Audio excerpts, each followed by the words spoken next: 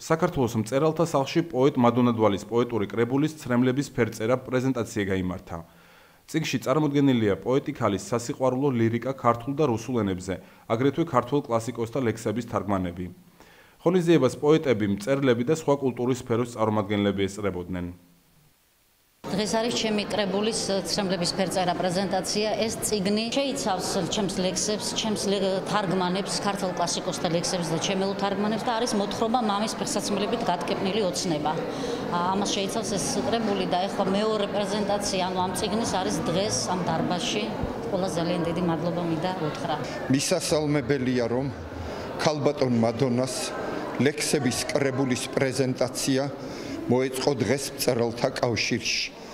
და მისასალმებელია ისიც, რომ ქართულ პოეზიას მისი სახით ჭეშმარიტი, გულწრფელი, ალალი პოეტი შეემატა.